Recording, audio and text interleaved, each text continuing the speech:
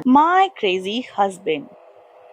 अश्वस्त उसे समझाते हुए बोला, जब तुम्हारी ग्रेजुएशन कंप्लीट हो जाएगी तब तुम जॉब कर ला। चाहो तो मैं भी तुम्हारा साथ दूंगा, लेकिन अभी इस वक्त बिल्कुल नहीं।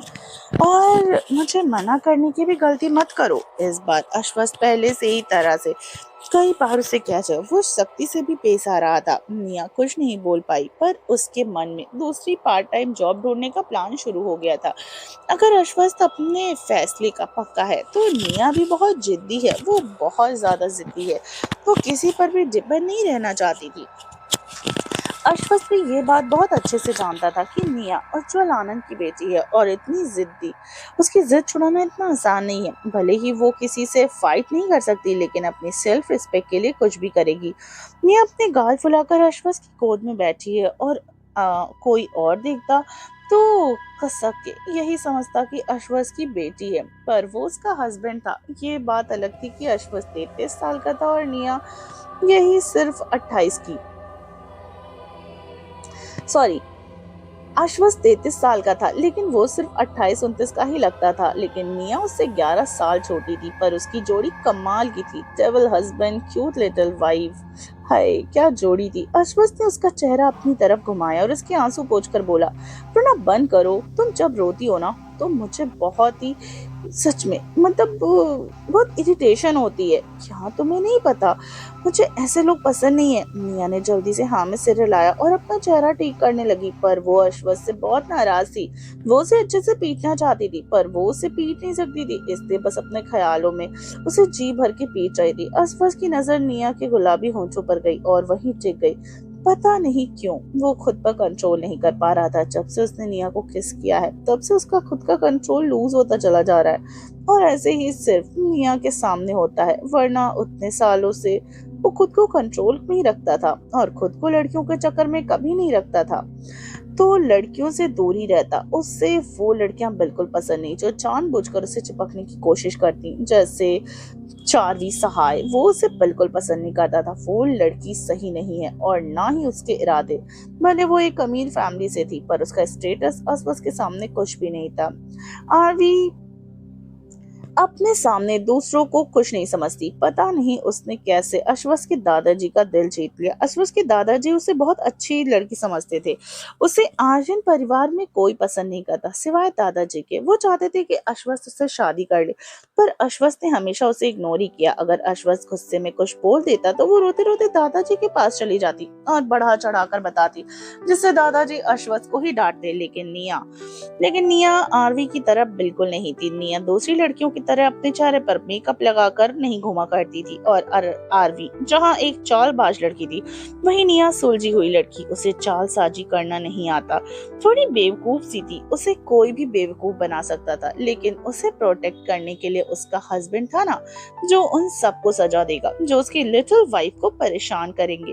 मैं अपने ख्यालों में अश्वस्त को पीटने में बिजी थी, अश्वस्त खुद को कंट्रोल करने में। उसका मन निया को किस करने का कर रहा था। उसने गाड़ी में भी कोशिश की थी, लेकिन उसके क्लाइंट का कॉल आ जाता है।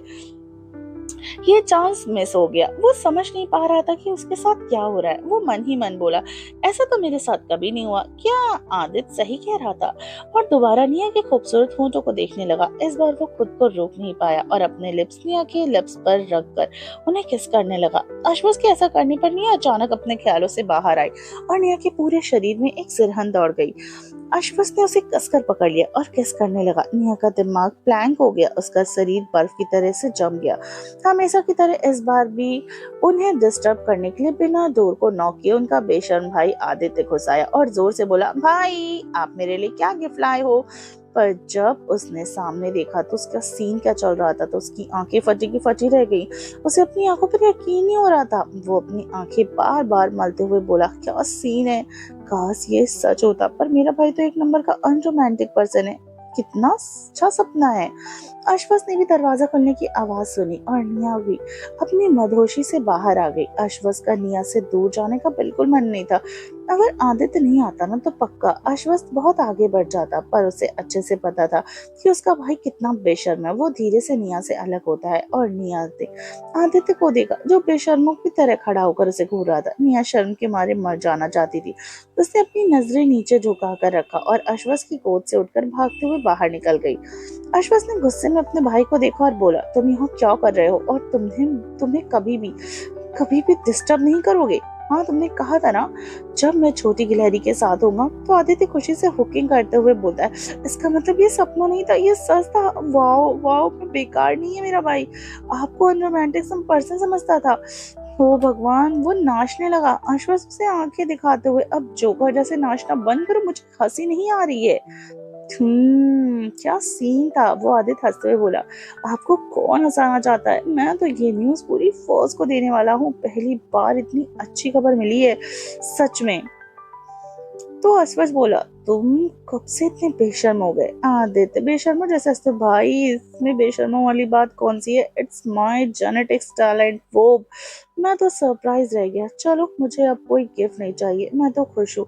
मेरी छोटी सी भाभी आपको रुझाने में कामयाब हो रही, मतलब गुड न्यूज बहुत जल्दी। और इमेजिन करने लगा, बोला, भाई अगर आपकी बेटी हुई तो वो बिल्कुल भाभी के ऊपर जाएगी, और बेटा हुआ तो जाहिर सी बात है आप पर ही जाएगा। ओह माय गॉड, मेरे इतने बड़े बड़े सपने, मैं तो खुद के लिए भी ये सब नहीं देखता। काश ये सच हो जाए। और अपने गालों को अपने दोनों हाथों से ढककर शर्माने लगा। अश्वस ने एक पिलो को फेंक कर मारा और बोला, बकवास बंद कर, तुम बहुत आगे बढ़ रहे हो। आदित्य पिलो को किस करते हुए बोला, ओह भाई ये सब तो आपको सोचना चाहिए, पर कोई बात नहीं, डोंट वरी, मैं हूं ना। तो अश्वथ उसके पास आया और उसके पैर पर जोर से लात मारी और बोला, क्या कहा? आदित्य अपना पैर पकड़कर दर्द से चिल्लाते बोला, भाई कसाई हो, मैं आपकी लाइफ को सेटल करना चाहता हूँ और आप तो मुझे किक मार रहे हो। अश्वथ बोला, अपना नाटक बंद कर और अगली बार डोर नॉक करके आना। अश्वथ, वहीं आदित्य अश्वथ की बात मजाक उड़ाते बोला, क्यों, अगली बार इससे भी ज्यादा अच्छा सीन देखने को मिल सकता है क्या? अश्वथ सोचने लगा, मम्मी ने क्या खाकर इसे पैदा किया था? हम बेशर्म, oh my God save me, क्या भाई मिला है। आदित्य अपनी तारीफ करते हुए, आई नो इट, आप मेरी तारीफ करना चाहते हो पर नहीं कर रहे, क्योंकि इससे आपकी इज्जत कम हो जाती है। इट्स ओके, आई अंडरस्टैंड, मैं हूँ ही इतना अच्छा कि हर कोई मेरी तारीफ करना चाहता है और स्टाइल से भी अपने बालों को हाथ फेरता है। अश्वथ गुस्से में बोला, मैं ये सोच रहा हूँ कि मम्मी ने तुझे क्या खाकर पैदा किया जो तू ऐसा है। तो आदित्य अश्वथ को चिढ़ाते बोला, मम्मी ने ऑफ कोर्स ढेर सारी स्ट्रॉबेरीज खाई होंगी, मीठा खाया होगा, तभी तो मैं ऐसा हूँ। अब अश्वथ और कंट्रोल नहीं कर पाया। उसे ऐसा लग रहा था अगर वो बात नहीं पलटता तो उसे इस महान आत्मा की खुद की तारीफ करना सुनना पड़ेगा। वो बोला, ठीक है, तुम किस लिए आए हो? वो आदित्य बोला, गिफ्ट के लिए। मेरा गिफ्ट कहाँ है? ये कहकर आदित्य कमरे में अपना गिफ्ट ढूंढने लगा। आदित्य ने पूरा कमरा छान मारा, उसे कबर्ड में रखे ढेर सारे टेडी बियर्स दिखे। उन्हें देखकर वो हंसते हुए बोला, मेरी छोटी सी भाभी पर गुस्सा मत करना भाई, उन्होंने बड़ी रिक्वेस्ट करने के बाद ये भालू लिया है। आपको नहीं पता ये भालू लेने के लिए उन्होंने मुझे कितनी ज्यादा रिश्वत की। ओह माय गॉड, मैं तो ये देखकर लगभग फूल की उल्टी ही करने वाला था। अपने बड़े मॉल में हम सिर्फ ये भालू लेने गए थे, उन्हें सिर्फ ये भालू लेने थे। उन्होंने कहा उन्होंने और कुछ नहीं लिया, और आते टाइम भी एक रेस्टोरेंट में बस मोमोज ही खा रही थी। आपको नहीं पता, उनको मोमो बहुत पसंद है, वो 2 प्लेट अकेले खा गई। अश्वथ चिढ़ते हुए बोला, तो तुम्हें इससे क्या, वो 2 खाए या 4 प्लेट, तुम्हें क्या करना? तो आदित्य बोला, वो इतनी दुबली पतली है, मुझे लगा उनका पेट भी छोटा होगा। अश्वथ ने उसे घूर कर बोलता, अब बस करो। तो आदित्य झट से बोला, आप बात आपने ही शुरू की थी। बीच में अश्वथ एक और लात मारकर बोला, निकलो यहाँ से, गेट आउट।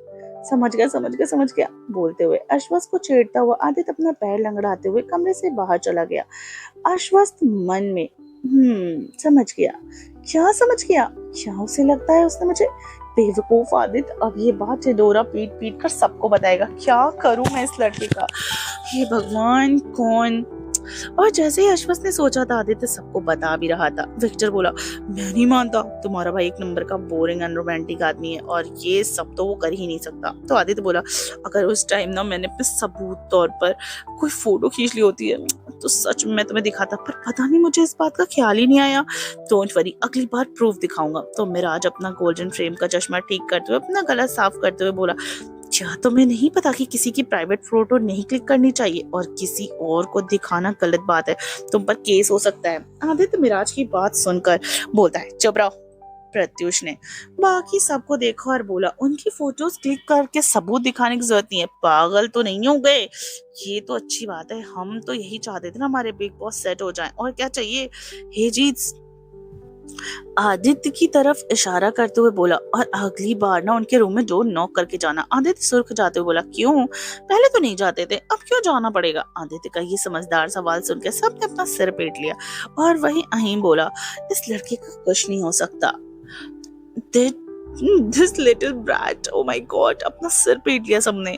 आदित्य बोला, तुम मुझे गाली दे रहे हो, सीरियसली, मैं तुम लोगों को सेकंड बॉस हूँ समझे। मिराज बोला, पास गिरी ऑफिस में झड़ना ये घर है, यहाँ हम तुमसे छोटे हो समझे, चलो डिनर के लिए। आदित्य उन्हें देखता रह गया और वो बोला, ये लोग मुझे सच में हमेशा कमी क्यों समझते हैं, मैं छोटा पैकेट बड़ा धमाका हूँ। आदित्य बोलता रहा और सब लोग चले गए डिनर करने। शाम को निया ने सर्वेंट की हेल्प से डिनर रेडी कर लिया और डिनर टेबल पर लगा भी दिया। पूरा परिवार शांति से एक साथ। पर आदित्य इतना सन्नाटा देखकर हैरान होकर बोला, आज किस बात पर सब चुप है, क्या कोई मर गया है। तो सब उसे अजीब तरीके से देखने लगे। रचित आदित्य को घूरकर बोलता है, क्या तुम अपनी काली जुबान बंद नहीं कर सकते। तो आदित्य अपनी जुबान निकाल कर देखता है, क्या मेरी जुबान काली है, भाभी देखो ना मेरी जुबान काली है। तो निया ने नामे सिर हिलाया। निया को आदित्य बड़ा फनी और मस्त मौला इंसान लगता था। आर्यन पैलेस के साथ आर्यन परिवार के दिल में भी जगह बना रही थी निया। पर क्या ये तूफान से पहले की शांति थी, और अब यानी आरवी सहाय को अश्वस की शादी के बारे में पता नहीं था। जब पता चलेगा तो क्या करेगी, और क्या अश्वस और निया का रिश्ता सच में बिखर जाएगा। जानने के लिए स्टोरी में बने रहिए और सुनते रहिए हमारी ये खूबसूरत सी कहानी। तो गाइस, अगर स्टोरी पसंद आती है तो चैनल को लाइक, सब्सक्राइब और शेयर कीजिए, और कमेंट करके अपने बारे में जरूर बताइए कि आपको हमारी कहानी कैसी लग रही है।